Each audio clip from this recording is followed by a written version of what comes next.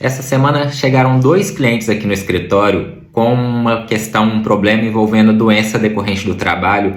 E eu achei muito interessante esses 2 casos, porque são pessoas de empresas diferentes, de estados diferentes, situações praticamente idênticas, e eu achei muito interessante falar isso aqui para vocês, porque é uma informação que pode ser muito útil. Como eu mencionei, nesses 2 casos envolvem uma situação de que a doença aconteceu ou pelo menos ela foi agravada pelo trabalho.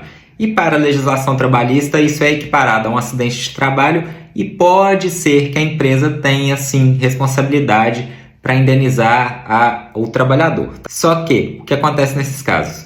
Vamos ser sinceros aqui, estamos conversando só a gente, só os íntimos. Nenhuma empresa vai concordar que ela está errada. Nenhuma empresa vai assumir isso. Quem vai ser o trouxa? Quem vai ser o otário de chegar e falar assim: pô, irmão, foi mal aí, cara, fiz besteira mesmo. Minha empresa não cuidou direito de você e você adoeceu por causa disso. Ninguém, isso não existe, tá? Ninguém vai assumir. Então, isso tem que ser discutido através de um processo, vai depender da documentação médica, uma perícia médica, e aí o juiz vai chegar lá na conclusão a depender dessa documentação médica, tá? Só que, quando o trabalhador sai de licença, ele vai para o INSS pedir o auxílio-doença, que hoje em dia é chamado de auxílio por incapacidade temporária, mas no bom e velho popular, auxílio-doença. E tem 2 tipos de auxílio-doença, o auxílio-doença comum e o auxílio-doença acidentário. Nesses 2 casos que eu estou narrando aqui foi muito interessante, porque obviamente a empresa não assumiu que ela teve culpa, ela não vai assumir nunca, nenhuma empresa vai fazer isso. E essas 2 pessoas, esses 2 empregados, eles deram entrada no INSS, mas o INSS analisou a documentação e relacionou eles a auxílio-doença comum, como se não tivesse qualquer relação com a empresa, qualquer relação com o trabalho.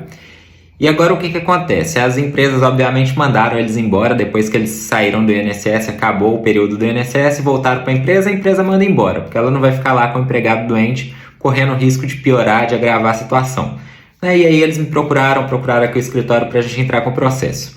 Eu fui analisar a documentação e vi que em ambos os casos o INSS considerou o auxílio-doença comum e não o auxílio-doença acidentário. E agora a gente vai ter que reverter isso num processo judicial, porque não tem como recorrer mais no administrativo, no INSS. Então, tudo vai ser discutido na justiça. Tem como reverter isso na justiça? Tem, né? Porque a gente vai mostrar as provas para o juiz que o INSS avaliou errado o caso, né? E o juiz vai analisar lá a partir, obviamente, de uma perícia médica. Mas o que eu achei interessante trazer aqui para vocês, galera, é que quando vocês forem no INSS fazer o exame médico, passar pela perícia médica, pensem em toda a situação ali, descreva toda a situação para o médico, tá? Mostre toda a documentação que você tem, atestados médicos, se já fez algum procedimento decorrente daquela doença ou daquele acidente, para que o médico avalie corretamente que tipo de auxílio você vai receber, decorrente do que, se é comum ou se é acidentário. E se por algum motivo você suspeitar que houve um erro ali na perícia, né, porque mostra o código lá do auxílio que está sendo concedido, se esse perito do INSS conceder um auxílio diferente, vocês podem tentar recorrer no âmbito do INSS primeiro.